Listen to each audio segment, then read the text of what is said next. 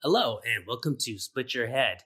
Our special guest this episode is the almighty return of Louise Weard, a Vancouver-based filmmaker who, when she was last on, was in the middle of creating part one of her magnum opus, Castration Movie. With this 4.5-hour epic, which again is only part one, Ward has pushed aside her penchant for body horror to investigate some highly nuanced and gritty drama, something that feels even riskier to me than pushing the limitations of splatter. I've got her back on to talk about this audacious, ambitious, and truly awe-inspiring work. So Louise, thank you so much for coming back on. How are you doing? Honestly, I'm an emotional wreck. I had to wash my makeup off before coming on because I just looked like a ghoul with the black eyeliner on. It was the most stereotypical sort of having a crisis sort of look. Obviously, because we're recording mere hours after the news of David Lynch's passing, and oh my God. I had tweeted saying I was not expecting this to hit me as hard as a family member passing away. I wasn't thinking in my head. It was kind of weird. I had this premonition of it happening this week that Lynch would pass away. Yes. Oh, wow. I woke up a week ago and I was like, oh my God, I think that David Lynch is going to pass away before this weekend. And I think it was just me kind of thinking about his emphysema and the forest fires. And I kind of knew from my grandfather had similar issues when there was a lot of fires here in Alberta. So I was just oh yeah, this might be it. So I was kind of bracing myself, this news is coming. And then I woke up and immediately, of course, because I am such a David Lynch, goes beyond fan, that's someone who has shaped my life as an artist in so many ways. Right. I got all these text messages from people being oh my God, I'm so sorry. And I was kind of okay, it happened. I was trying to be prepared for it.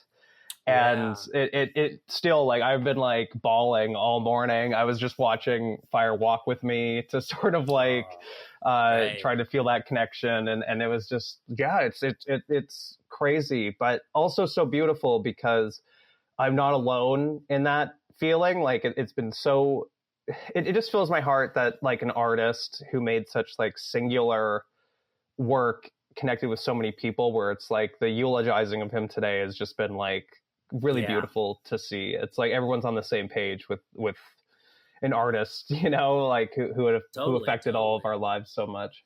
Yeah, I think the thing about David Lynch too is, even if you didn't get into his work, because I know it has happened to a lot of people, you can't deny that him being alive, being a part of the whole ecosystem of film, he's sort of that person that makes it okay to do kind of whatever you want and follow the most bizarre instincts you might have, because he shows that you can go as far as you want with an idea and make it work, even if it seems like it's so inaccessible, 100%. And one of the things that always, I've been drawn to his work since I was a kid. I was watching, I was trying to get into movies, and Lynch was one of those filmmakers that kind of had a cult reputation, and I would definitely skewed more towards the weird cult stuff. And I had heard about Fire Walk with Me through IMDb forums, where I was looking for most fucked up movies ever made. And someone was the sort of incest themes of Fire Walk with Me, nothing is effective anymore. So that was my first exposure to Lynch. I was 10, 11 years old, just looking for a fix of weird movies. You saw it before seeing the actual show?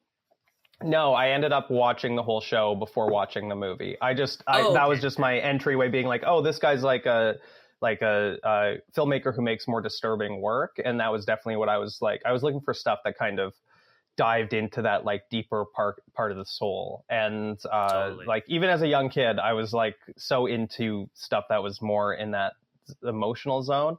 So it was funny because I think I started watching his features, and then it was it would have been at the time when Inland Empire was the movie that was in theaters at the time. So obviously it wasn't screening anywhere near me. I wasn't going to be able to go see a 3-hour shot on video art film in small town Canada.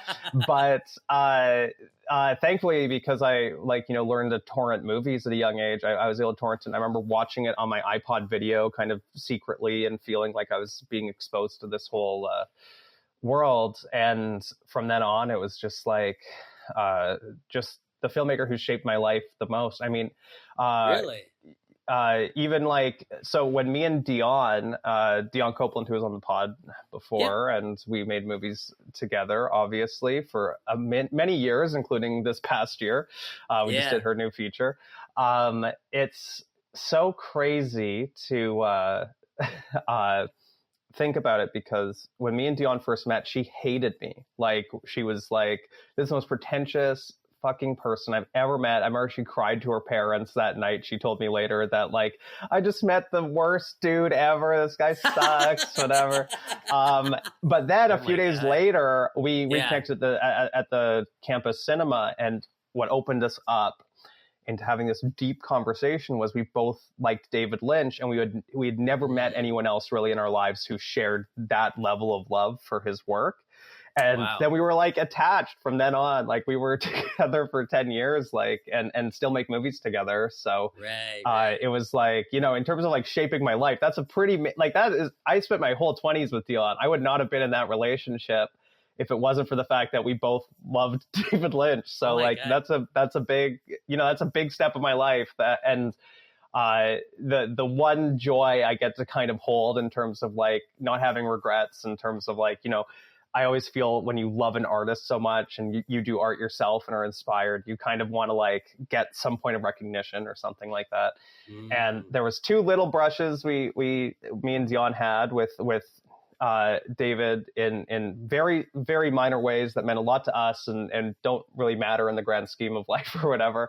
But we both had taken up Transcendental Meditation, where Dion had done it because of David Lynch. Then she got me into it. And one of our TM teachers here in Vancouver knew David Lynch through the TM world and had told us like, oh, hey, I had been out with like all these TM instructors and stuff in LA, and I wanted you to know that I bumped into David, and I told him that I had just mentored like two young talented filmmakers from Canada. So obviously that was like, oh my God, like, holy shit. And then when me and Dion did Cold Wind Blowing, we reached out to David Lynch's team to license the song of his Cold Wind Blowin' to have in the end credits. And it was like this thing where they were like, okay, well, we'll have to show David the movie, so send us a link and all this stuff. And I have no idea if you watched it. I have no idea. On that end, all I got back was like one sentence from them being like, yes, the artist approves your use of the song, like, we'll do the license, and it was very cheap and all this stuff. Like, it was just supportive, right? And you know what? It was awesome. now that he's died, you'll actually never find out. So I think that you should just believe that he did watch Cold Wind Blowing.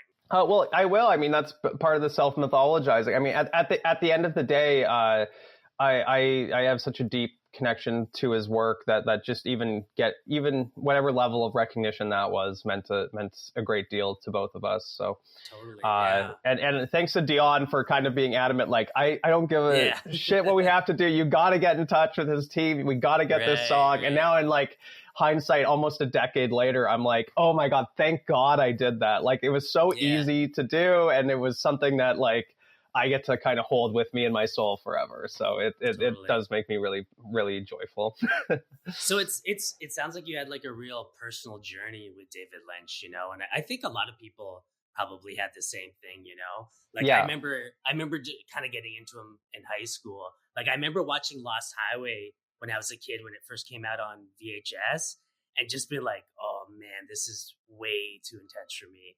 But then when I was in grade 12, I at the same time, like simultaneously, I got into The Elephant Man and Eraserhead for completely different reasons. Crazy. Like the Elephant Man, I got really into because I watched it on TV, and then it came up in like my health class that I could do a project on that disease.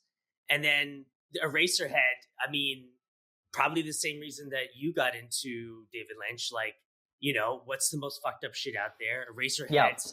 I read about online, and my friend found a way to download it, and we watched some copy of it with like this German guy talking every 20 minutes, you know? And it was just like those two halves have become like who I am in terms of my film taste of like, give me, the sophisticated drama, give me the most fucked up possible. Yeah. And now we have you, Louise, who it's so fun because this is a great segue because obviously my work is so inspired by David Lynch. And so funny looking back, like, since I made Computer Hearts, I always took such pride in people making Lynch comparisons to my work. Because when it comes down to those sorts of inspirations, I always go back to, there's a quote by one of my other favorite directors, Jacques Rivette, who said that when you are a young artist or a young filmmaker especially, he would talk about when he was teaching film students and how there would be this sort of pretentious quality where a lot of the students he was teaching would be like, I try not to watch too many movies or else I'll be influenced by the films I'm watching. So I want to keep my artistic voice pure. And Rivette would respond to this attitude by saying, no, you have to engage with as much art as possible, read as much as possible, watch as many movies as possible. And he lived by that. He went to the cinema every single day to stay up to date on what was being made. And the reason for this was he felt that you're going to be like, if you only watched a couple movies, those are exclusively going to be the movies that influence you, whether you like it or not. But if you have a huge breadth of knowledge of art and culture and all these things, then you get to choose your influences. And so like taking that to heart, like Lynch is someone who has such a deep well of what he was able to do with the language of cinema. And I've drawn from it many times throughout my career. I think that I never want it to feel like direct homage, but there's so much in terms of how I approach making movies and even my style of directing that comes so deeply down to like what I wanted to draw from inspiration from Lynch specifically. Yeah. And I think that it's all over Castration Movie, probably more than any of my other films. Even really, even stuff like Hack's Bedroom, which we were trying to like match the cinematography of Twin Peaks perfectly when we shot that film. Like my movie Sids is like just me being like, I want to make Eraserhead, but for my own anxieties or whatever. So I shot in the stark black and white and everything. There's always been those levels of interest, but I mean, it's kind of funny because with the approach to Castration Movie, there's even with like the people I'm working with, like Aoife is like a big Lynch head. We've rewatched Twin Peaks together numerous times and all this stuff. There was like one shot in the movie where she was lying on the bed while she was waiting for me to like kind of get into costume for this scene. And she just starts recording the ceiling fan, like the ceiling fan shot in Fire Walk with Me. So I'm going through the footage and I'm like, oh my God, like here's this very Lynch inspired shot. I'll put that in the movie, right? Like, and there was a very direct, like Aoife being like, oh, here's our Lynch homage or whatever. Yeah. But I mean, I've seen pretty much, I think all of your work at this point, and I believe you that, Lynch is an inspiration, but it's not something that I've ever picked up per se. Maybe that's a good thing. Yeah. No, I hope that's the case. Because for me, I think that there's such a difference between doing direct homage and then having inspiration from someone. Like as much as I get kind of a warm feeling if someone makes the comparison with my work. Sure. Like obviously Inland Empire has been a movie a lot of people have compared the style of Castration Movie to, because of the grainy digital video. Yeah. I don't think in terms of how I shoot it, it's similar at all, really. No, but in terms of like the choice to do grainy digital video, it's like Finding the Beauty in that format. People have made that comparison. But even then, I think that it's a much higher level to work towards, to be able to choose your influences, but then still make sure the work is entirely your own, where you're not being drowned out by a greater artist who you are, you don't want to just be paying homage in a way. Like it's the reason why I dislike a lot of modern movies is because you can more so see like who the director's trying to be as opposed to finding their own voice. And like obviously I'm always going to prioritize what my voice is, what my interests are, but that also includes picking who my influences are. And I'm not trying to hide the filmmakers I like. I mean, as I said, I'm wearing this Twin Peaks sweater through so much of that movie. But it's like subtle, right? It's not like I'm showing up. I mean, there is like a scene in part 2 where I'm wearing like a t-shirt that has Laura Palmer's face on it or whatever. So like there is like kind of these repeated like dressing that character and these like kind of like, I'm sure the character is a Twin Peaks fan, so I'm gonna, have that be part of her character. It's interesting though that people compared it to Inland Empire, because to me that seems like they haven't really seen a lot of stuff shot in that way. Yes. And I mean, for me, the most immediate comparison would be Dogma 95, yes. which I think I said to you last time we talked. Yes, I mean, like Von Trier is probably a bit, like, has his fingerprints over the influence of that movie more than anybody. Like, I think that the way I'm shooting it and editing it is closest to something like The Idiots or Breaking the Waves, which definitely have like, even though Breaking the Waves is shot on film, he transferred it to to videotape in order to get like a more organic texture to it. And like that's what I'm going for with that movie 100%. And it's definitely like, you know, one part Von Trier, one part Lynch, and then, you know, a whirlwind of other film influences. I mean, the thing is like, there's so much going on in that movie that like, I think it'd be hard. Like, you can basically make a comparison to anyone, and it'll be like, you know, part of the tapestry of what I'm going for, right? Yeah, the big one that rose up, and maybe just because I watched it with my wife, and we had been watching some of his work recently, is Mike Leigh. Well, and it's so funny because two of the ones I get are Mike Leigh and John Cassavetes, both filmmakers who I've never really watched their work. Like, what? Oh, like, you've got to fix that.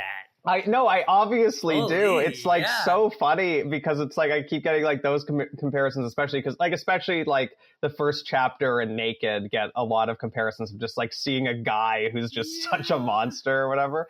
But I can't speak to that because I haven't seen Naked. So definitely seek that one out. And we actually just watched, I think, his very first film, Bleak Moments, like a week ago.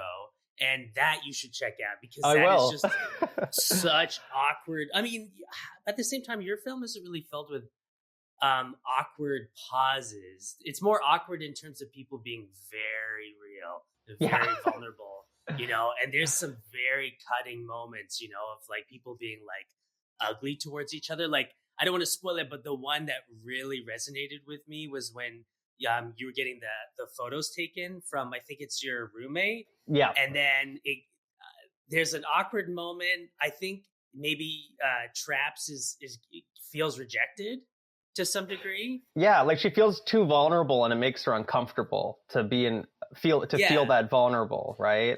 But she's also rejected too, right? And there's a very subtle and maybe not directly rejected by how he's treating her, but how she just feels within the context of it. Like he's kind of trying to be nice in terms of like trying to make her look as good as possible, but she starts to kind of doubt. Like she starts getting the sort of like self-loathing comes out, and I think that's an important scene for her character because she puts on this facade of like coolness where she's like, I'm the one who has it all figured out. Like she kind of acts like she has this like this like very apparent disposition of like not being self-affected. She's like, I don't care how anyone feels.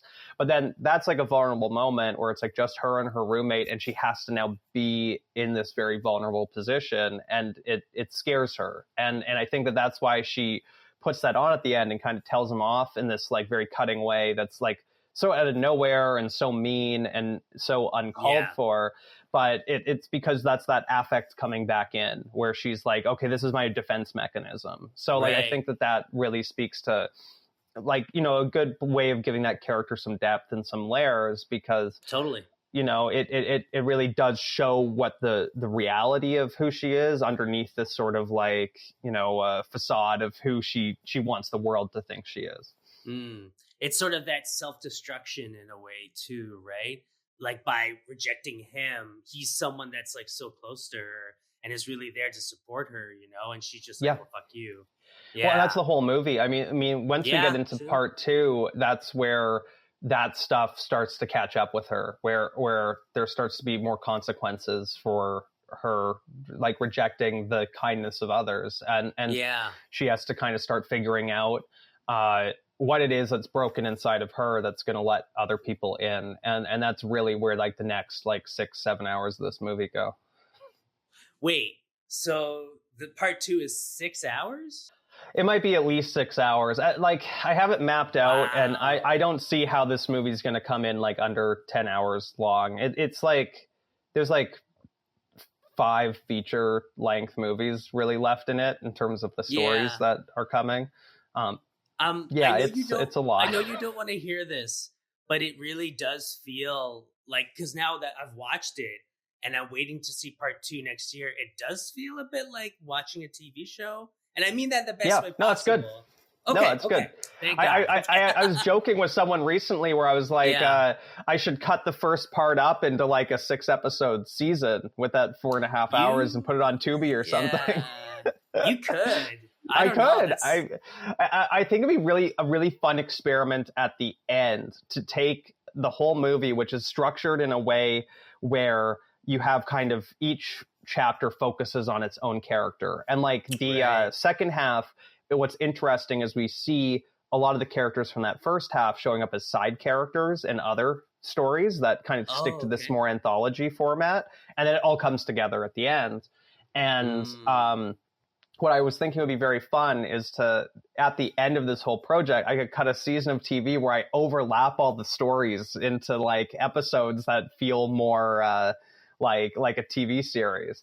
But I don't know. That would just be something a weird vanity thing to do just because I love editing, and it would just be like a fun experiment. It's definitely not how the movie was planned to be watched at all. Like I always said that every chapter of this movie teaches you how to watch the next chapter, where you're kind of like showing the audience what to recognize in terms of repeated themes, motifs, symbols, and kind of like the story narrative. Like when you watch that first half, the story of like Turner, the production assistant who falls out of who can't figure out why no one will love him, is very similar to Michaela's story, the sex worker who is like struggling with her. It's all the same problems. It's struggling with your job that doesn't bring you joy. It's struggling with the people in your life who you feel this distance from, and both of them arch like there is a literal arc with both of their characters where they end in the same place of breaking into their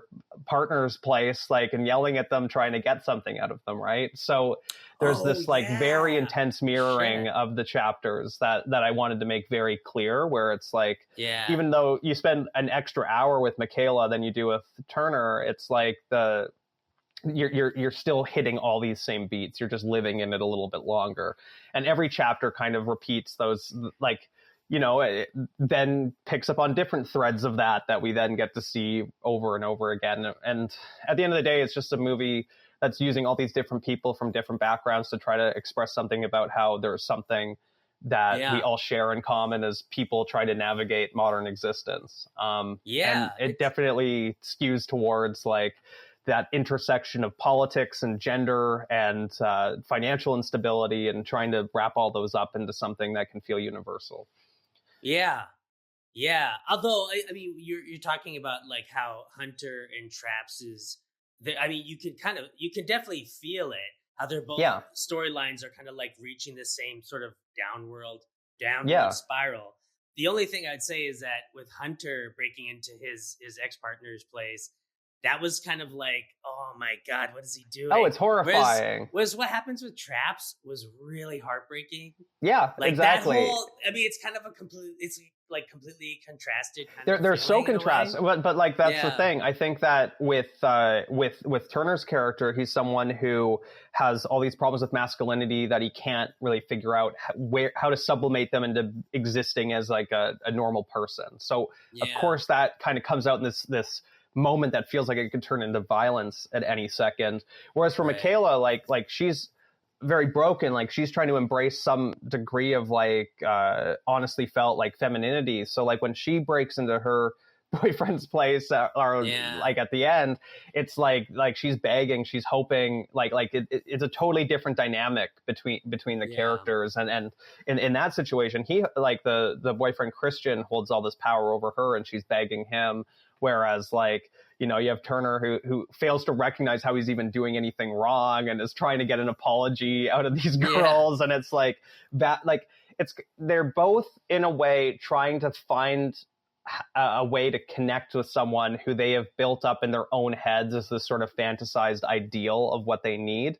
But it comes out in different ways because obviously those people are different and their partners are different. And, but there's something that I hope feels universal within the balance of them, that we can all imagine some breakup that went badly and maybe a relationship that went on longer than it should have. Or, you know, I always say like the way you make truly universal art is by capturing a moment that's so specific that any little detail of it can resonate with the audience, right? So that's definitely what I'm trying to do with this. And the movie as a whole is just like trying to capture those moments again and again where the audience will hopefully draw out these like very subtle comparisons between all these characters and understand the sort of tapestry I'm trying to create and explore with this. Well, maybe a bit of a devil's advocate question then here, but do you feel like with Turner's whole arc that it's almost like you're trying to redeem an incel sort of character in a way? I wanted to understand it. A lot of what this story came out of was trying to think about the modern culture and seeing people who I knew who did these really huge right-wing turns. And I thought to myself, like seeing people who I'd been friends with, especially in the underground horror community and people who like, you know, are doing work that I could only express as being like, you know, kind of at the margins of what like works within mainstream sensibilities. Like I'm obviously coming at it from like this very transgressive queer artist sensibility and always had, but I didn't think there was something so different from what I was doing. And like having been mentored by Ryan Nicholson, like, you know, when we were, you know, killing the tranny in a movie or whatever, I was always just happy that we had a trans woman in the movie, you know, like I wasn't thinking of it as some like, you know, like dark sort of thing. Like even though like those scenes are so mean spirited in hindsight, like watching gutter balls, it's so, you know, I've shown a lot of trans people gutter balls who are terrified at some of the places that movie goes with its trans character. But to me, I was like, whoa, I've never seen a trans person in a movie before, right? So like I had a very different relationship to this, but I started like seeing a lot of people who were in the same sort of transgressive underground art scenes as me, making these like weird right-wing pivots, like sometimes all the way into like direct like Nazi like white supremacist rhetoric. And I was thinking about it where I was like, okay, like what would it take for me imagining as an artist, like how like disenfranchised, broken, whatever you want to say, like how can I make a character who's interesting where I can explore why they might be making a turn like that? And I mean, like at the end of chapter 1, you see this Turner character embracing inceldom, and you know, with like Michaela, like this guy she loves, like he sucks her dick while making her wear like a SS officer hat or whatever. Oh, it's that's like, what that was. Okay. It's like, yeah, it's subtle, and he's got, you know, like it's subtle, but it's one of those things where those little details of like these little allowances that these people make over this hard time in their lives suddenly kind of spiral out of control. And like with part 2, like Michaela's character definitely goes to some very uncomfortable places there, and I'm very curious once people see where those places are when they watch the second half, if people will be still willing to go along for the ride. But I hope that by 8 hours, when you see some of the stuff that happens in the second part, you're willing to see how it all wraps up, because it definitely is like a very dark night of the soul for that character. And she definitely does some things against her own self-interest, like of her identity and things like that. I think that because these, like, you've already had a lot of gritty and graphic moments happen within the 4.5 hour part 1. And I think that actually makes it more palatable for a lot of people, because it isn't just shocking things that happen out of nowhere in a short amount of time. It's like, it's basically like a character action. Do you know what I mean? Yeah. It's totally justified. Well, I want it to feel real. Cause that's one of the things that I think was really difficult. And, you know, like going back, like, in a couple of days, Trump will be president again and all this stuff. And it's kind of an interesting cultural moment. And like, you know, these things didn't go away when he wasn't in office. Nothing's really changed over the past like 10 years. Right. So to me, in terms of like what I found interesting to explore was like wanting to think about these people in my own life and understanding the reasons why they would feel some degree of enfranchisement from that sort of like political rhetoric. And, you know, that's why, you know, you're stuck with these characters for 4.5, like Michaela, especially, you're stuck with her for 3 hours. And I feel like that's important to establish why in the second half, she might go and make a right-wing turn and find some way of getting some benefits to her life out of it. And that's like a light hint at some of the stuff that happens in part 2. Oh, and no. I'm very curious how the audience is going to feel about where the story goes, but it's been very cleanly mapped out. And it's kind of funny because I feel like the sort of like political questions being posed culturally right now are almost like catching up to what I was writing like 2 years ago in terms of like everything just keeps getting more and more relevant as the, you know, as my shooting keeps going. I'm like, oh God, I gotta get this out because like people are going to think it's too modern at a certain point. Like they're gonna like I want it to still feel kind of prescient to the moment where I was really in the zeitgeist with it. So well, you did have a psychic premonition about Lynch dying, so you seem to be on some kind of wavelength. Well, that was the funny thing about making a movie like this that's so weird. I shouldn't even really say this, but it, like as an artist, when you're diving into a movie project like this, where especially a lot of the time I'm working with non-actors, friends and people from the community, it became this like weird thing where I would be kind of like picking up on things that I thought that they would be able to excel at. And then all of a sudden I'm predicting like where my friends' lives would actually go in this weird way where I would film something for the movie and then it would start to come to fruition after. Like one of the weirdest ones is there's a joke where it's me and Dakota Blaze, who plays the other sex worker friend I have. And we're, sitting in her RV, smoking cigarettes and like kind of debriefing after I was at my brother's wedding. And there's like a joke about like her RV burning down. Oh, that's all I have. And then like a month later, her RV burned down because the person next to her like had like a gas lantern catch on fire. And it was just like those sorts of little weird like synchronicities where you're just like, what the hell? Like that is crazy that's predicting it. Rocco's top surgery, I'm guessing that was just kind of like lined up with the script. So here's something crazy about that too. So we were planning on shooting around it. And I was like getting ready. So this would have been 2 years ago. I was like just about ready to fly out to Sundance. And then that day, the actor Magda Baker, like messages our group chat or wherever, like, oh my God, my doctor just told me he can slot me in on this earlier date than we were expecting because it wasn't supposed to be until months from then. So like literally the night before I'm flying out to Sundance, we run over with a camera because like now their surgery actually is in 2 days. So like kind of like the elation you're feeling in that room is like 100% real. They're actually walking through something that just did happen to them. And we captured this like really beautiful moment. And it was actually kind of funny because that was the moment that after we photographed it, that was what encouraged the movie to stretch into this bigger epic running time, was because I was showing a friend afterwards and they're like, you can't cut any of this down. Like, this is so beautiful. Yeah. I talked about this on the last pod, and like, I'm happy that it's one of those weird like synchronicities where like something like that happens that we had scripted and we kind of like knew in the future this was going to happen. And then all of a sudden that kind of changes the whole course of how we're going to approach this whole project in a big way.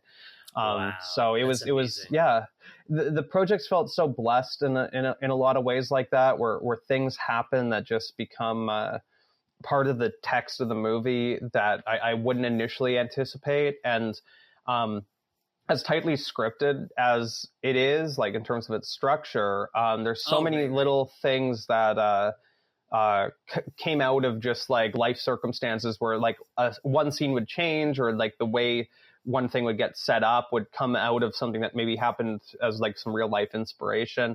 And that's kind of the nice thing about shooting a movie over a long time like this is you get to keep on responding to, like, living life and then responding to it in ways that keep it feeling fresh and spontaneous. That's amazing. It makes me want to ask the controversial question then, because you play Michaela Traps. How much are we talking about here in terms of, like, you know, your life and her life? Like, so this is the funniest thing. There's definitely lived experience going into that character in terms of me thinking, like, what would be like the worst way I could ever respond to the things that have happened in my life being. Like, there's sort of a worst case scenario sentiment to it in the way that with everything in the movie, it's kind of imagining scenarios and then thinking, okay, well, what's like the worst case scenario of, like, what would be the absolute ugliest way you could respond to this thing happening? Like, that's definitely been the way I've approached it with a lot of the cast, which is like try to say all those like intrusive thoughts that like that's what we're going for. We're writing the intrusive thoughts into the script. But it was really funny when we showed the movie at Weird Weekend in Glasgow, their festival co-director, Megan, when she picked me up at the airport, we started talking, and then like I could feel this like weight lift off of her, and she was just like, I'm so happy you're nothing like your character. That's amazing. And it's true. Like, I don't think I'm anything like this character, but where the imagination for her came was like, I had kind of had an opportunity to kind of like do a bit of a right wing pivot, take some money, do some things I, you know, like that could have kind of weaponized my place in the industry. And I was like, sorry. You did have that happen to you? I had a sort of offer of something like that. I don't want to elaborate on it, obviously, but it came out of some work I was doing around the start of this project.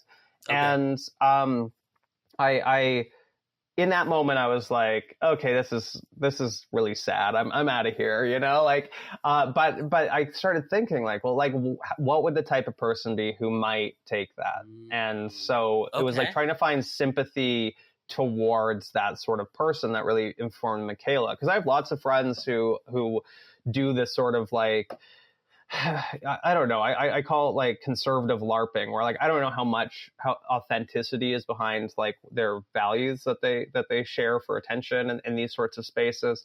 But I definitely have like a degree of like, okay, well, when you're like marginalized person, like maybe that sort of attention economy can be appealing. Maybe the financial side that can come out of it can be appealing if you're, you know, a broke person. And here's the thing, I'm like a super broke underground filmmaker. I've seen a lot of people in similar positions who've done like and said things. I've said before on the podcast, like on the last podcast, about how weird it was navigating underground horror as me and Dion were starting to make our stuff more explicitly queer, and how people would send us messages like, oh, you guys are falling off or whatever. Like, it was like, really? Yeah. And so it was like a weird, you know, like I wanted to start thinking of like, oh, well, what if there was a more opportunistic side of me? What if I wasn't such a, you know, so sincere and kind of like, you know, always true to myself in the work I do? What if I was somebody like that? I want to make a movie about someone who would, like, you know, there's one of the big centerpiece scenes of the second half is my character going on this alt-right podcast and saying a lot of really horrible things that she kind of gets coerced into saying.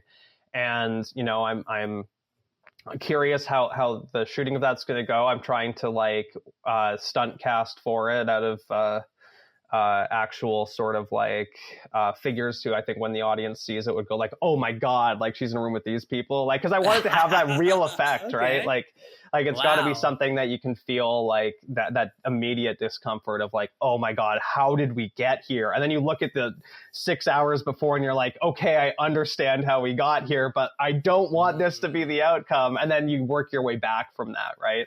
Wait, so you want actual figures from the alt-right scene? Is that what you're saying? Yeah, like 100%. Recognizable? Yeah, 100%. Who could you get?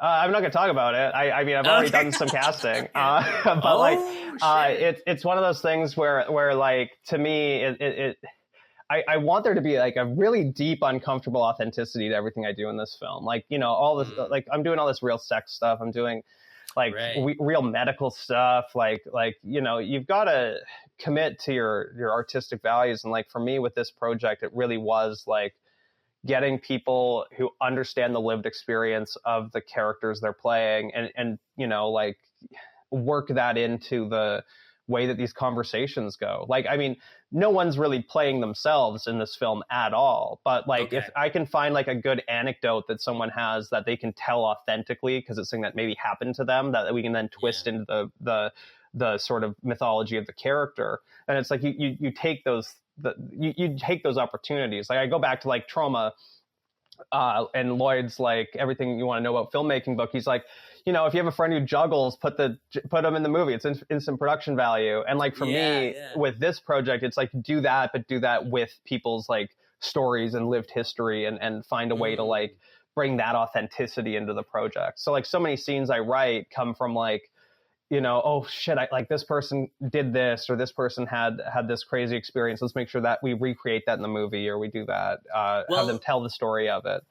You tell a story at one point. I could have sworn you mentioned it on Transpanic, the podcast you do with Aoife, about doing enemas on each other or something with the first time you hung out. And I remember you telling that story in the movie and being like, that was like a funny thing. We like changed all the context of it, but we did have this funny situation where the first time we tried to have sex, we didn't douche properly. And ended up I ended up giving myself an enema, and I got myself so sick.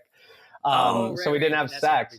So I was like, I you know, there was something that felt so truthful to me in this. And also that's kind of my illusion. Like I wanted it in the movie because I was like, this is a funny story, but also like one of my favorite movies is Water Power. So I was like, we talked about that last time. So I was like, this is perfect to have like an enema joke. But like the thing is, I wanted it to be like, I'm going to talk about enemas and make the audience cry. And like the number of people, like if we're screening this movie or whatever, people will cry hearing that scene. And I'm like, okay, perfect. I did it. Like this is something where I like, as my character says, it's like, you know, it kind of lays out the themes of the movie. It's like, we can be stupid. We can do stupid things. We can be ridiculous, but like as long as we do things with like love and like intention or whatever, then we can get through anything. Like there's like a resilience to it, even when it's stupid, even when it's bad. And I think that's kind of like summing up a lot of the themes of the movie in that conversation. Is like if you can find a way to like kind of forgive and move on from any crazy thing and flip your perspective on it to mythologize it in some way. You can, you know, really overcome anything. And I think that's like a lot of what this movie is trying to express in terms of like the darker parts that it gets into. It's like, as dark as we go with this film in the second half, it's like, I think the movie's very funny throughout. And it's like, that's kind of referring to like what Michaela says there. It's like you can have these dark things happen to you, but you can find humor in them, right? And like, you know, I shared a clip from part 2 of this like scene where a character is trying to come out as trans to their girlfriend. And it's so excruciating to watch because it's like it goes really poorly. Like they kind of have an argument about it.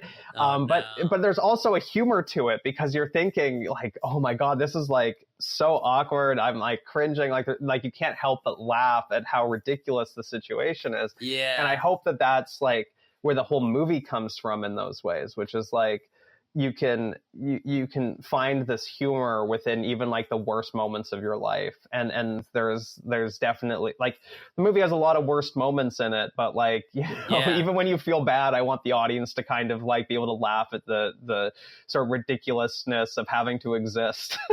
Yeah. I will say, because when I interviewed you last, I watched like an hour and a half cut, and then watching the full part 1, I did notice that it was a lot funnier.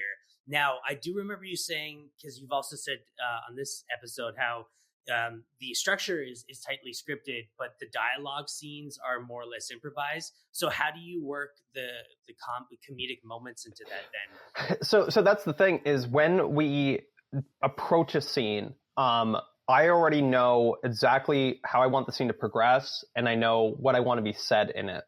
So when I don't really tell actors exactly what we're doing until we're in the room together, and then we just like walk through it. And I say, here's where I want you to be standing. I want you to come over here. I want you to say this. Make sure you hit this point, and we need to do these things in this particular order. And so like when I say it's like improv dialogue, it's more like collaborative dialogue. It's like, it's not me saying to the actors, okay, let loose here, like just go for it.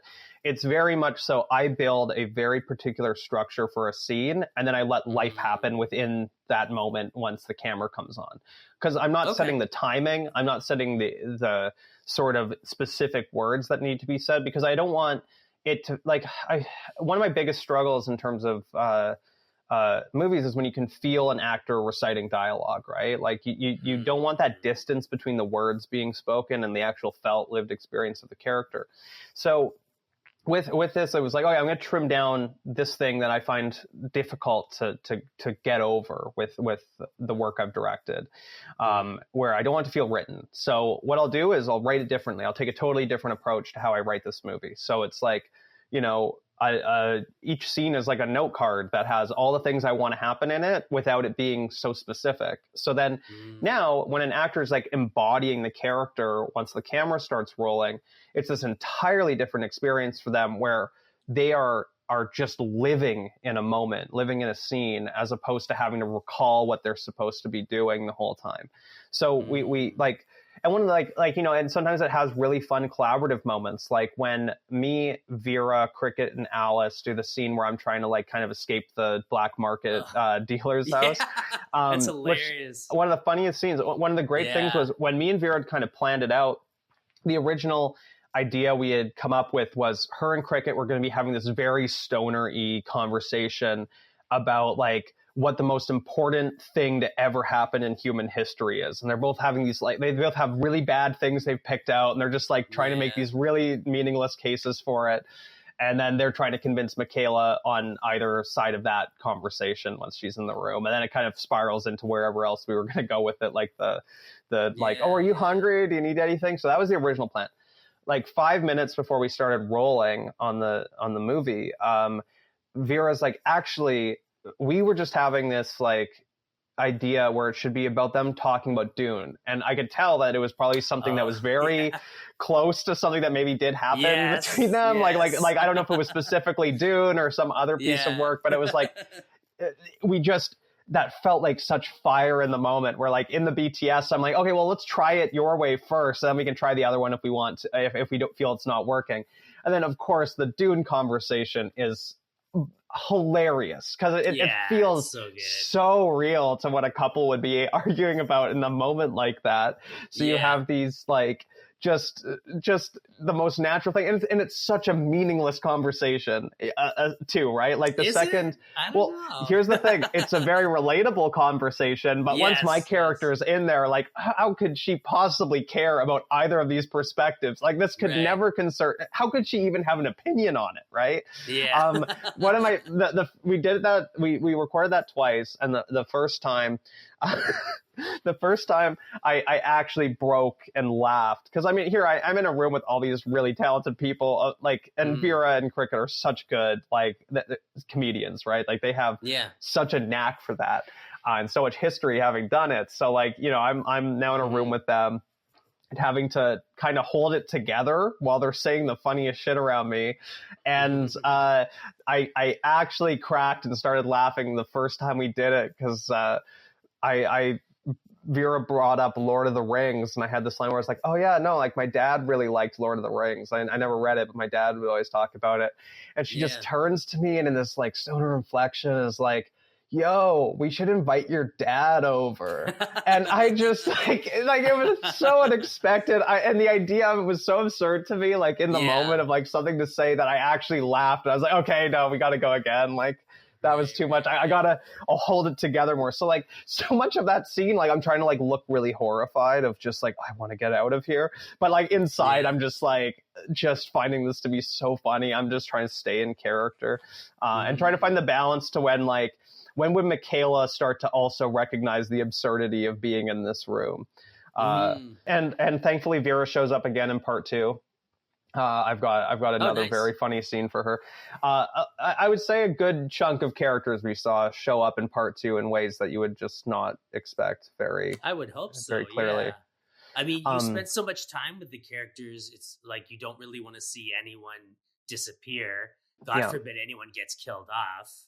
I mean, is that a spoiler to say that like no one dies in part 1? I mean, no one dies in part 1, but I cannot speak to anyone's safety going into part 2. Well, and it's funny because one of the funniest things is seeing like who people have connected with in the first part, and as I said, the movie's been very structured for the last 2 years. So like, you know, seeing what characters people really like and stuff like that, and then already having a plan for what happens to them. There's like that little part of me that's just like, oh God, like, is this gonna disappoint the audience? Is this gonna feel like mean-spirited or something like that? But I have to stick to I'm sticking to my guns. It's gonna be exactly as planned. I'm not gonna I never planned on releasing the first half. I just, didn't know if this movie was ever gonna get finished, and I didn't, I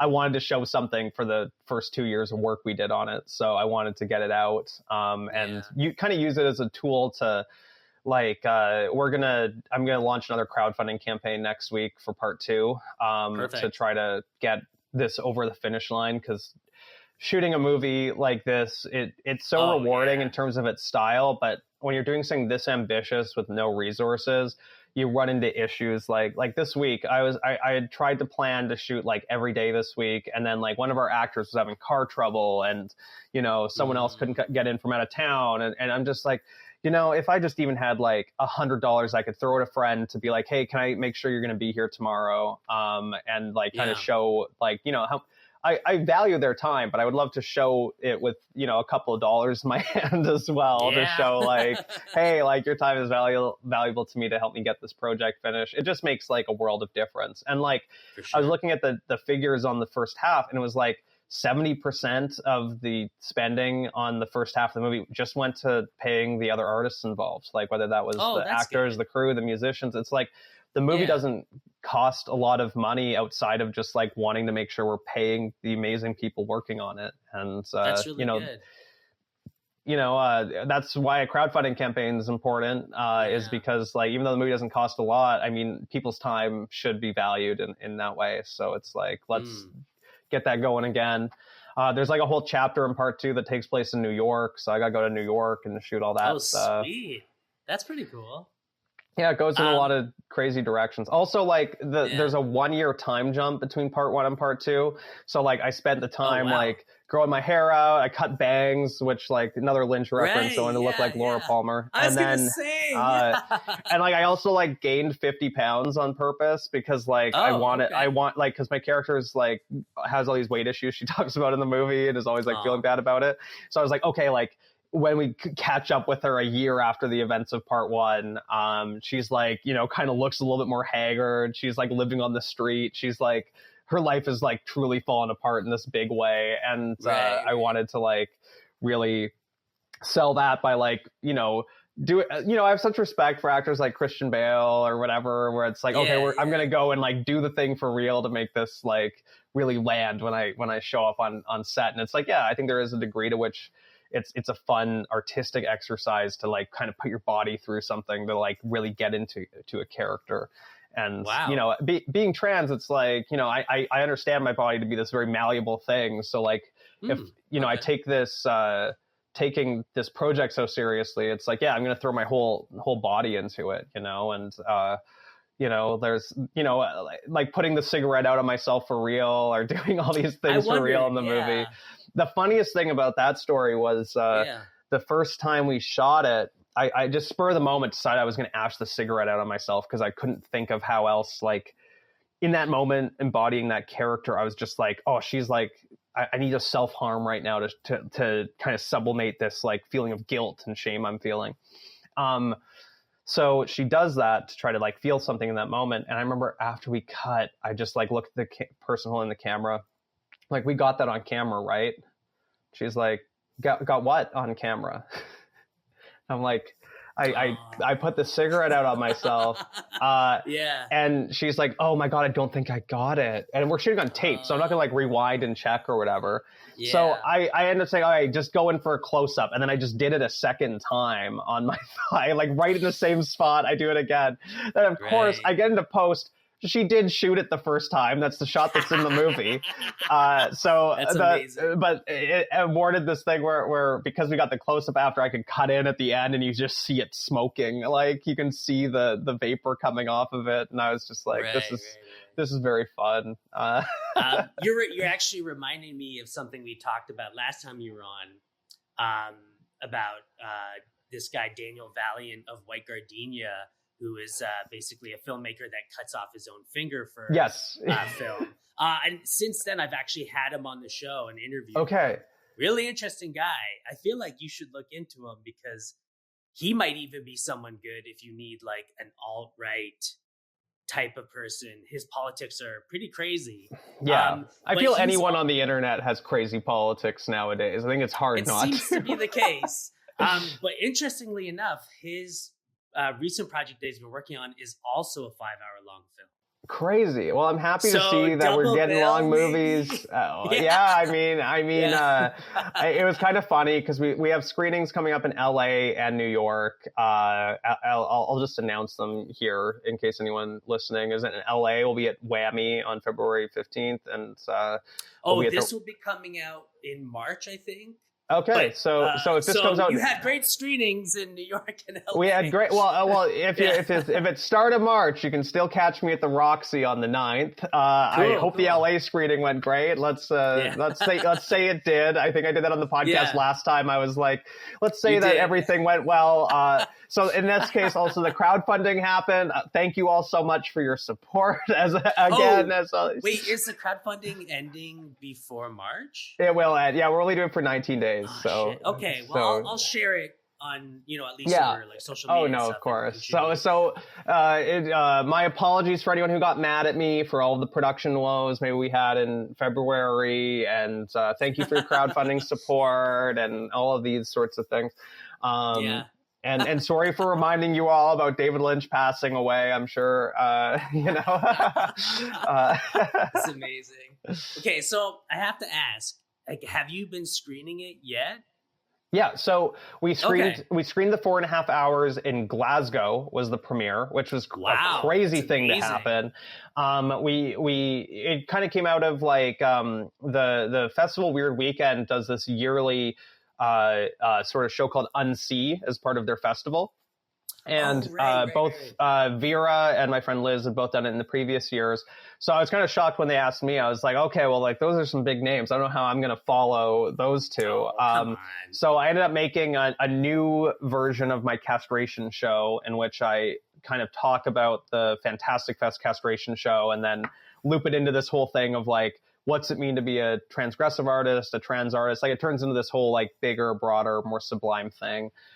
So I showed that, and that was like the double bill with Castration Movie at the festival because they were like, hey, we'd love to fly you out, put you up. I've never felt more famous in my entire life. Like I was traveling to Glasgow with $5 in my pocket. And like I had no money. I get off the plane. I'm like, hey guys, like, I like, can I hang out close to you? Because I can't afford food. And they're like, oh, hey, here's a per diem or whatever. And I was like, oh my God, like this is amazing. They're like, how much do you need?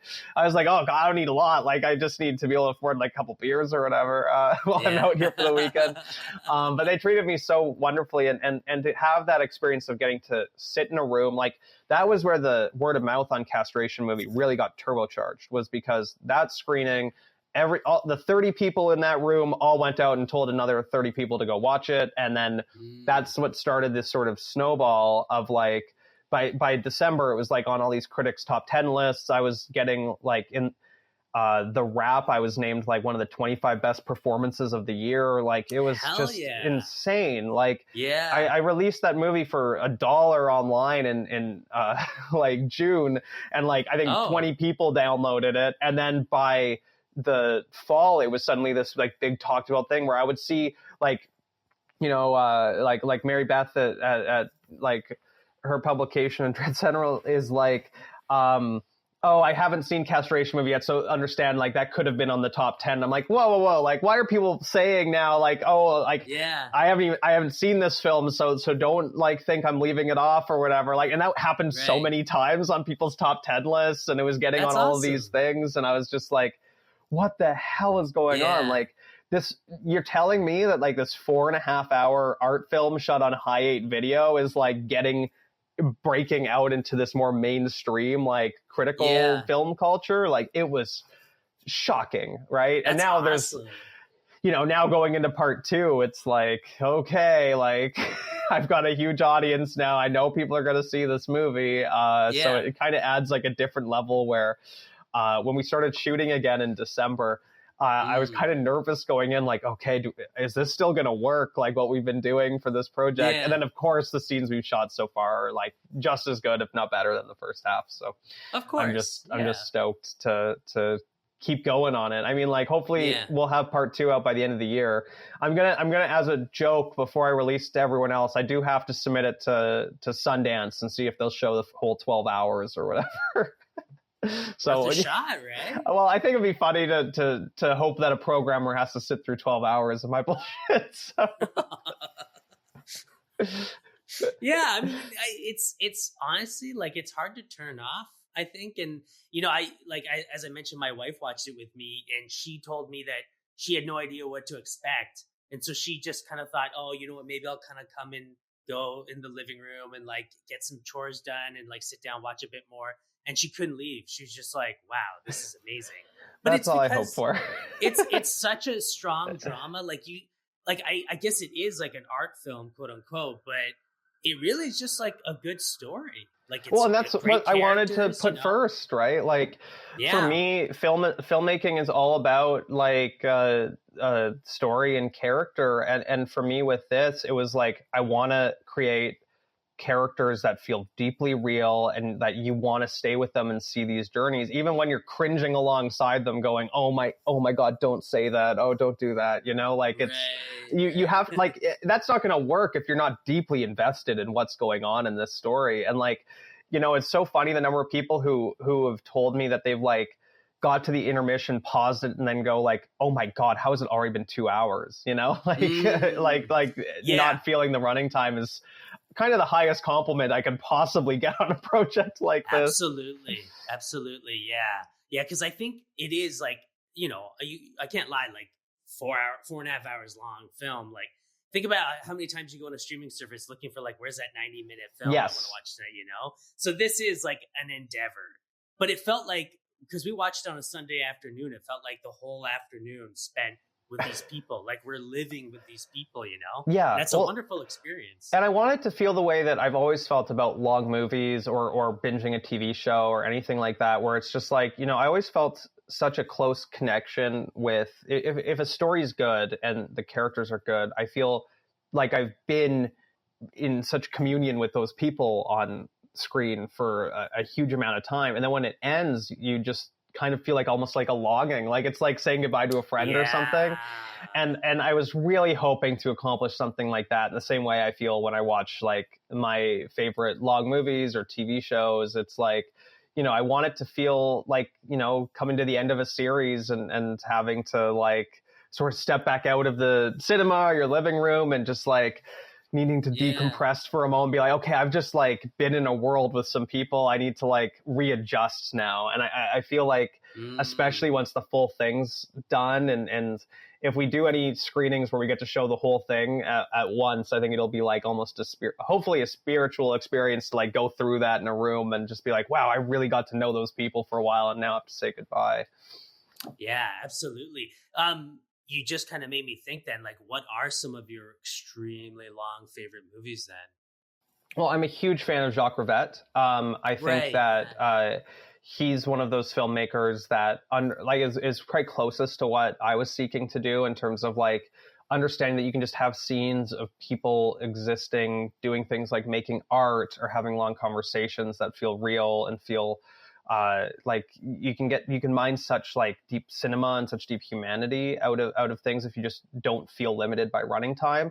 And he's someone where, like, when I would watch his work, it wouldn't necessarily feel super long, where you could sit back and I remember in university watching Out One for the first time and not feeling like it was 13 hours, It's 13 hours? Yeah, right. And what's it called? Out One is his longest film, but all of his movies are quite long. I mean, he not like his shorter ones are 2 hours, 220 or whatever, but sure, that's like a short movie for him. And then Satan Tango, I remember one of the most religious experience I ever had in the cinema was getting to go out and sit down and watch the entirety of Satan Tango projected in a cinema, and it was just there's one shot in that movie where it's just in a bar and you're just having people dance and sing and converse, and you're just kind of locked off in a shot. And I think the shot's probably no more than 10 minutes, but it feels like you've been in this room for an hour with these people, as if you've been in the bar living with them.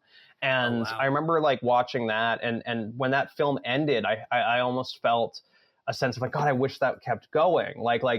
And I think that's actually the thing that has inspired me the most with Castration Movie, and what I want to do with that film is so many long movies, even if they're amazing, you're not left with this grand sense of catharsis, because a lot of filmmakers kind of want to pose questions and leave you in a state where you walk away from it and you're still thinking and you're still invested in that world. But with Castration Movie, I'm really hoping that I can deliver something in the climax and with its ending that feels like you got this whole experience, that when you leave the cinema or turn it off in your living room or whatever, that you feel like that was a complete work of art that makes you feel good, and you feel it's finished, and you feel a sense of completeness when you walk away. It's wow, I just had a full meal and I'm not hungry anymore. That's how I compare it. Okay, to compare it to watching David Lynch's Twin Peaks: The Return.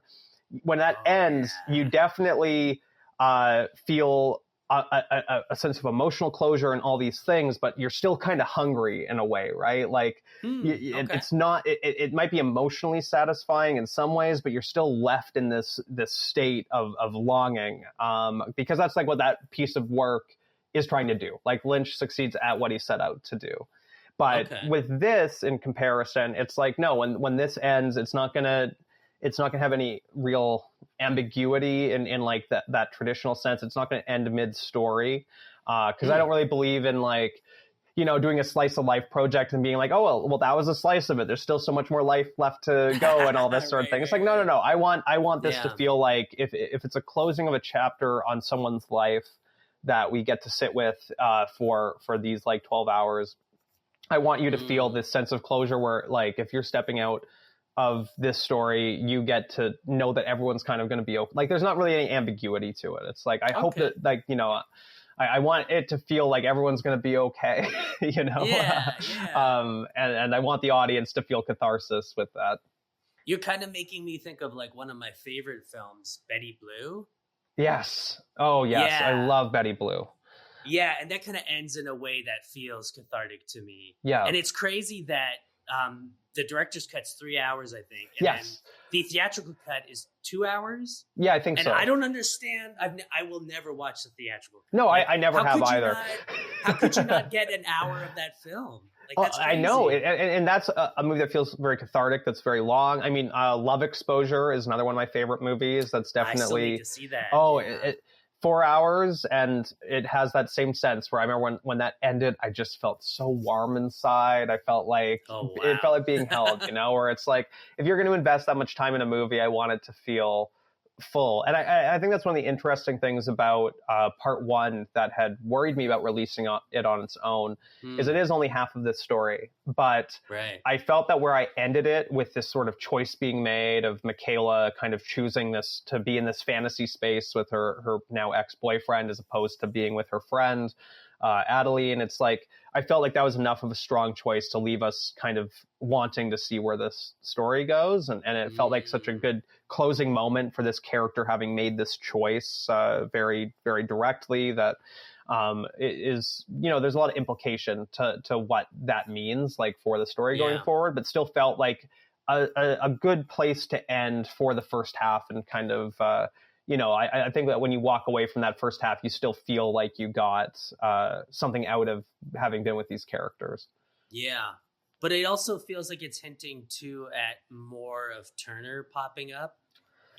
Like you kind of feel like maybe you're done with Turner, but then he shows up again, and you start to see the overlap. So it does give you this idea that, like, okay, part 2, Turner's going to be a bigger presence. Yeah, what I'll say about that is the actor does not return in part 2, but the character, in a way, very, very much so inspires one of the stories, because what his arc sets up in that first one is puts in motion one of the side characters who appears in that first chapter becomes very important to where the rest of the story goes. And because of that, I don't know. I don't want to spoil anything, but okay. I will say that first chapter is an extremely important linchpin for what happens in the rest of the story, even though I kind of said everything I wanted to say with Turner in terms of exploring that type of masculinity and that pipeline he falls into. I think I expressed what I wanted to express with that character, but in terms of the story, his actions definitely come back and inform other characters going forward. Amazing. I love it. So part 2, you're aiming for it to come out end of the year. Yep. If all being well. I mean, did everything work out in terms of part 1 coming out when you wanted it to? Well, I never anticipated releasing it. I mean, honestly, I kind of had assumed I would be releasing the whole film at once initially. Okay. But right. I think you said that. Yeah. The thing is like, even with a project of this scale that I was trying to keep kind of like so tight to like what I can do with underground film and like what I've learned. The thing is like making a 10-hour movie or whatever. I mean, I was able to shoot about 6 hours with the money I had, which was what I had originally kind of planned for. It's just the story is bigger than what I initially anticipated. So I think another round of funding and all that kind of stuff is going to be very necessary to get the rest of this done. I thankfully, that first half cost us 58,000 Canadian, and came from our crowdfunding was 20,000. We got an arts grant for 25,000, and then the rest was just like I was working my ass off and then putting my own money into this project. So, unfortunately, I'm not really in a position to keep working my ass off in the same extent because I'm busy with other stuff in my life, other projects, and it's like untenable for me to like go work full time and then shoot on weekends again because I just don't really have that I don't have enough time to do that plus the other work I'm doing. So it is going to really require, doing this crowdfunding that hopefully was super successful last month or whatever. And that's what gives us the opportunity to shoot the rest of the film and I think that's good because, honestly, it found an audience online with the second half, with the first half coming out. So I think that we'll hopefully have a lot of support, like trying to drive into the second half. I mean, this really is a project kind of born of that word of mouth, where that's kind of been my whole career has just been, I've never really had mainstream success, mainstream festival success, but for some reason, the people who like my work really like my work. And that's kind of just been able to keep me going. Is it still available then, part 1, as $1 download? You were saying that earlier. Yeah, you can get part 1 for $1, and that includes part 2 when it comes out. Because it's all going to just be the one link. So once part 2 is finished, I'll just update that file with all of it, and that'll be that. You should charge more, in my opinion. The thing is, I want to keep it accessible. I mean, like I like to think it's worth more than that, but I don't want there to be barriers to accessing my work. I mean, like when people express to me online, like, oh shit, like I don't have a credit card, I'm in Brazil, so I can't afford this or whatever. It's like, no, I'm going to send a free link. Like anyone can DM me and get access to the movie just because I want it to be accessible. Like I like to think the art I'm doing it's more important for me to be able to have it connect with the people who need it than to turn $1. And I look at my bank account, I've only got like $8 in it, so maybe it would be great to be charging more money, but also I don't want to.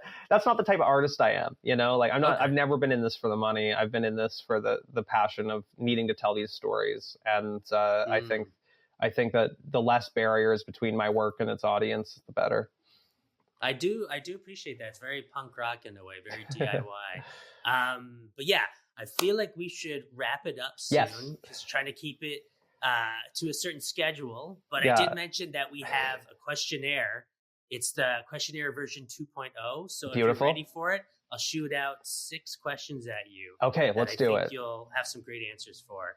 But was there anything else you wanted to plug before we get into the questionnaire? Well, you kind of mentioned mine and Aoife's podcast, Transpanic, is very fun. If you like hearing me talk about movies and myself, because I'm a narcissist, so I have to talk a lot about myself too. You can find us on Patreon or Spotify or wherever you listen to podcasts, and that's a lot of fun. I'll have the links in the episode. Perfect. And then it is such a good podcast. Oh, thank you so much. And then otherwise, just I would love for you to go check out my work. You can even grab a bundle of everything I've ever made with Castration Movie, Computer Hearts, and then literally everything else that I've ever had my name on for like $2. So it's like, the only reason I would even charge for it is just because I'm naked in so much of it that I just feel like I don't want my mom to just like click on it. She has to like at least put her credit card in or something. Yeah. That's the funniest thing, actually. The last thing to say is like the funniest thing is like I'm back home for Christmas as this movie's blowing up, and I have to be like to my family, like, please don't watch it. Like, I do not need you to see like, me getting pissed on and whatever. Like, like it's just too much, right?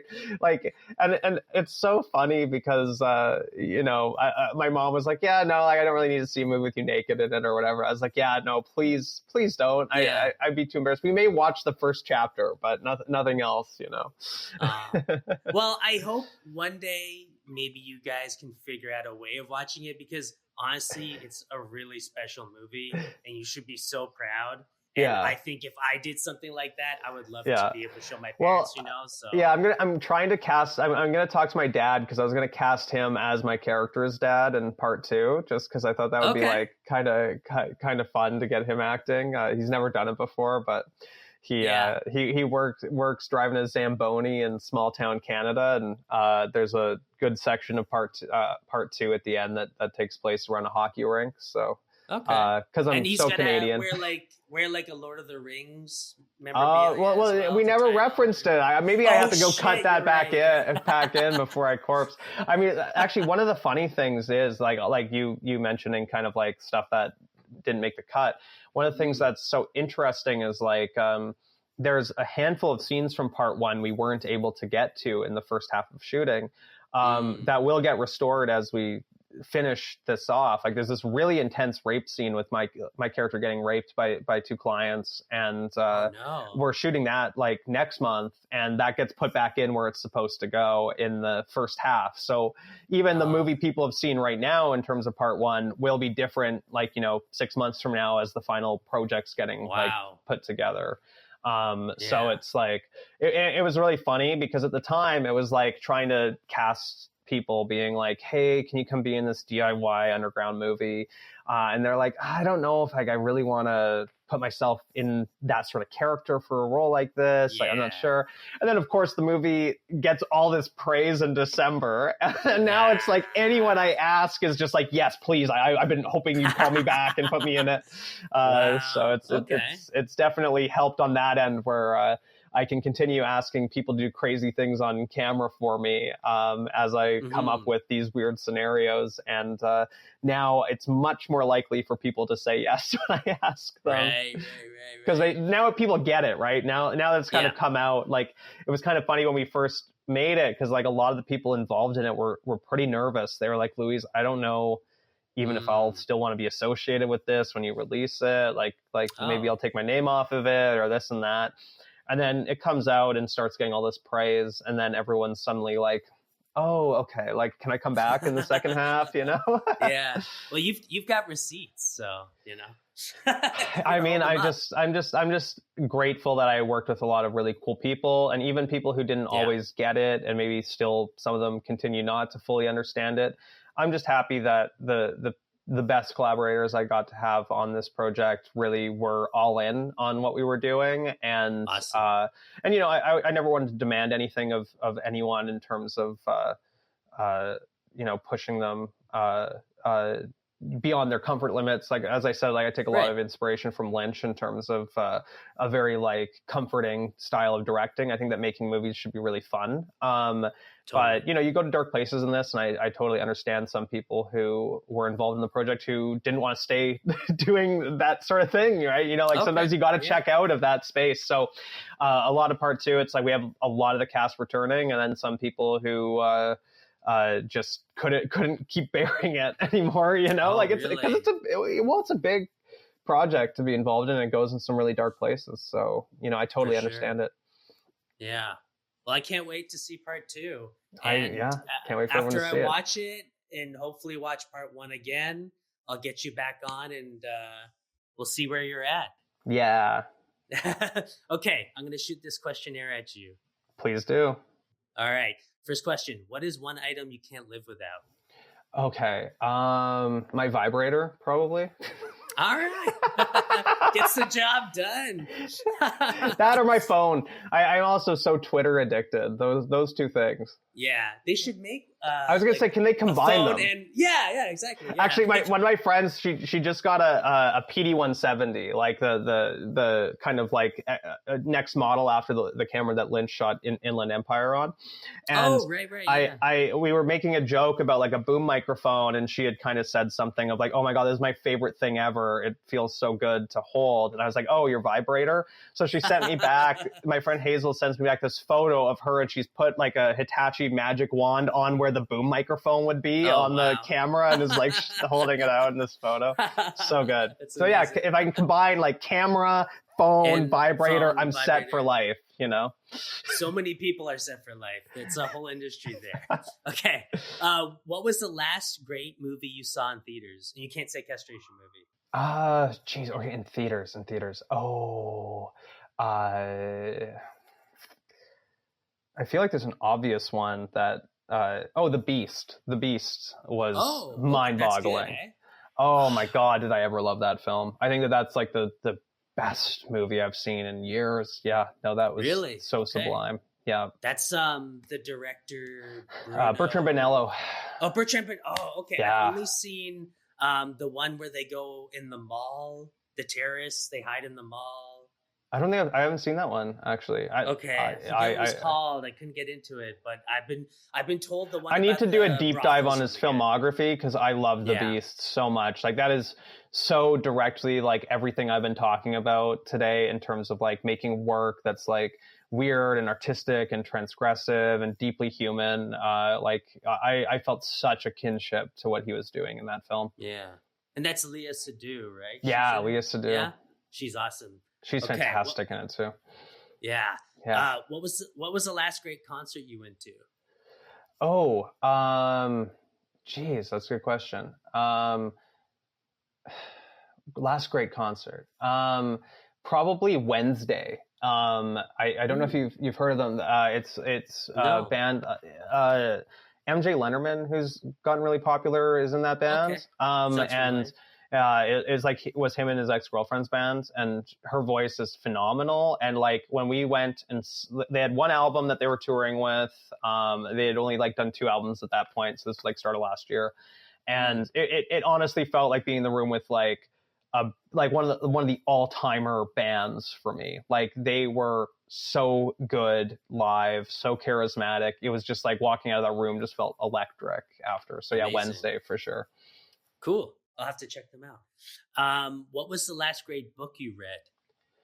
Ooh, that's a good question. Probably, geez, I'm like looking at my stack of 2 reads next to me right now. I've been rereading over and over again Casey Plett's Little Fish, which has stuck with me for a very long time. Because I'm adapting it into a movie now, like that's hopefully going to be the next project, is taking everything I did in Castration Movie in terms of trans movies and then going, okay, I'm just going to do like, a nice strict book adaptation drama.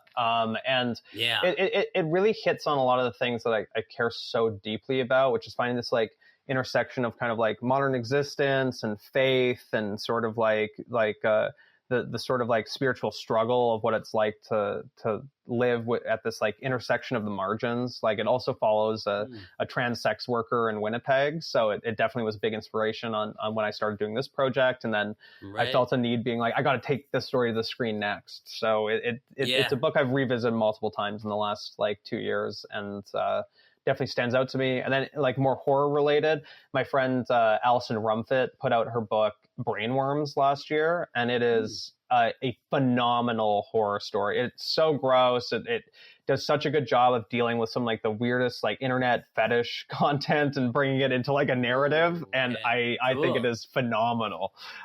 So I would highly recommend that book. Brainworms? Is that Brainworms? Brainworms? Okay, sweet. Okay. For his final meal, John Wayne Gacy picked KFC chicken, shrimp, and strawberries. For your final meal before being executed, what would you pick? So my dad had this dish that was passed on to him from one of his like hockey buddies who got it from his roommate who actually died of HIV back in the 80s. And it is just a cheese dip. And it's like it's like very traditional, like Mexican, like queso type dip, like salsa cheese, all that kind of stuff. It is like almost like a spiritual thing of like, since it was like the first thing I learned to cook as a kid. And like, it has been a comfort food for me forever, of just like having tortilla chips and this like very specific cheese dip that I've had the recipe for forever. So it would be like, oh, please put me in a kitchen. Let me make this as my last meal. Like I could eat a whole pot of it right now, of just like liquid cheese. Yeah. Is there any like drink or anything or like dessert that you to go with it would have to be just like a can of Pepsi. And it's funny because I used to be such a Coke person, but now it's like Pepsi. And I need a cigarette too. I definitely need a cigarette. Yeah. Okay. No sweets, no dessert? Well, I am like a sucker for chocolate, but I think that would be very I think if I had to go for something like, maybe just like some peanut butter M&Ms, like. Hell yeah. You can't go wrong. Okay. Final question. Can art go too far?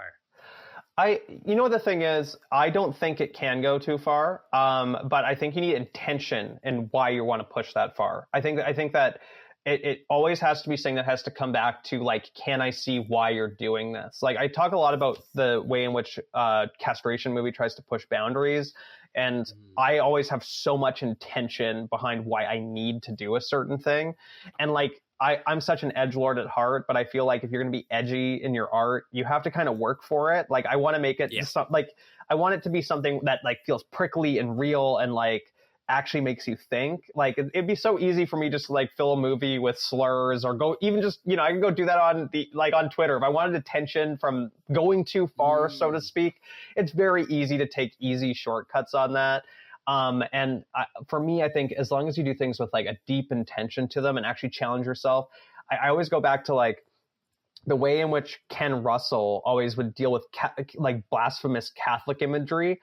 The reason why it works in his films is because, he believes like so deeply in his own spirituality that like when he's blaspheming, that like he takes it seriously, and that's why those movies work. And I think that you have to go the same way. If you're going to be like, so to speak, like blasphemous in your work, you have to be crossing boundaries that you personally feel uncomfortable with. And that's how you know when too far is like too far in a way that actually is meaningful, Right. Okay. That makes sense. So it's always kind of like tethered to something. Like I think I don't think something is too far unless it means something to you.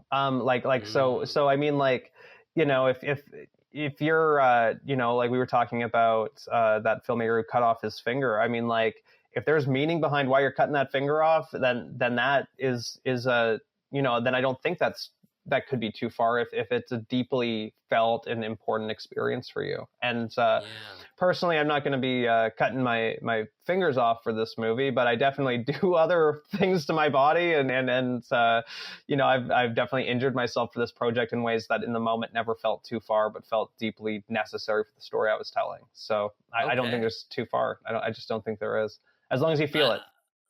Yeah. So the cigarette putting out is really just the tip of the iceberg in terms of? Yeah, I mean, it depends on how you like. I mean, there's all the needle stuff. I know that gets to some people who worry about using that. But there's one scene in part 2 where I stick a needle into one of my testicles for real. I think I might have mentioned it on the last one even. But you did, yeah. Yeah. So like those are the sorts of things where like, you know, if you're not, you know, it hurts. Like it's not fun to do, but I felt in that moment I had to do it for real. Cause like, yeah. And I'm not planning on castrating myself for real at the end of the film, but who knows? We'll cross that bridge once I get to filming that scene, I guess. I feel like last time you were on, that was sort of on the table.